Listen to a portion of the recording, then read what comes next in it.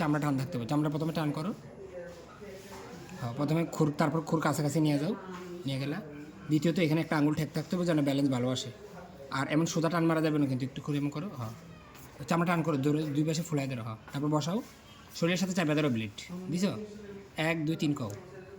1 2 3 1 2 3, আবার যাও 1 2 3, বন্ধ রাখো। এখানে কিন্তু তুমি লুজ করে সাজতেছো, লুজ করে সাজতে রয়ে যাবো গা।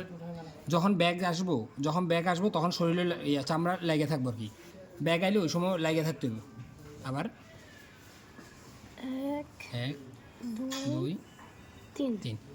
আমি কই এখানে একটা আলগা কাটে, কিন্তু আলগা কাটে, টাকা দিচ্ছি সমস্যা নেই। একটা আলগা কাটে, এই যে তুমি আলগা কুদুর কাটে ফেলছো, লুজ কাটছো, দেখছেন? এই যে লুজ ছেড়ে দিচ্ছে, দেখে কি হয়েছে? লুজ ছাড়বে না, যখন পিছনে যাবো খুর তখনও লেগে থাকবো। কথা খেয়াল করো ভালো মতো।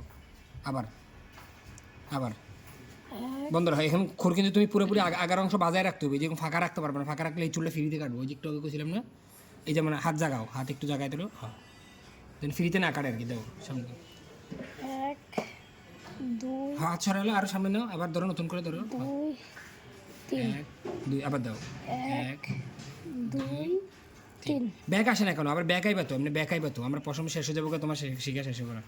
আরে ব্যাক বোঝা লেখা, তুমি যখন এক কই এখানে থামবা না, আবার পিছনে আইবে, ফোর্স লওয়ার লেগে। ফোর্স মানে বুঝো, শক্তি সঞ্চার করা লেগে, সামনে যেন আরো আগাইতে পারো। দাও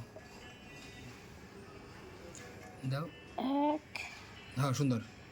2 হ্যাঁ, খুঁড়া একটু খারাপ হইব, এত এত চিকন থাকলেও না, যেমনি হলে গোড়ায় কাটবো। হ্যাঁ দাও 2 3 3 তো সবাস আলগা করবা 1 2 3 এসে বন্ধ করো। সুন্দর হয়েছে। এবার বিশ্লেষণ করা যাক। এবার ফল কি পেলাম আমরা? খুর যদি এরকম অতিরিক্ত চ্যাপটা থাকে, যদিও বিলেট বেশি বাইর করা, তাও কিন্তু পরিষ্কার কাটবো না, উপর দিয়ে যাবো, যেমন যাবো আর কি। এর লেগে খুর বসানোর পরে দেখতে হবে কি খুর গোলা পর্যন্ত পৌঁছেছে কিনা। যদি এর বদলে যদি আরেকটু খারাপ হইতো, তাহলে এই জায়গাটা আর ক্লিয়ার বেশি পাওয়া যেত। কিন্তু এই জিনিসটা ঠিক হয়েছে যে একটু বেঁকা গেছে, এটা ঠিক আছে। কিন্তু এর বদলে যদি ও যেমনি গেছে, বেঁকাটা ঠিক আছে, যেমনি যে গেছে এটা ঠিক আছে। কিন্তু এর বদলে আরেকটু খারাপ থাকলে আরও পরিষ্কার আসতে হবে। দেখে এখানে আরও পরিষ্কার চাষ হয়েছে, ভালো মতো খেয়াল করেন। আরও গুঁড়া দিয়ে কাটছে আর কি। যদিও পশম তিনটা করে থাকে, এই লিগা বেশি ক্লিয়ার করে কাটে। হ্যাঁ কও, কি কও।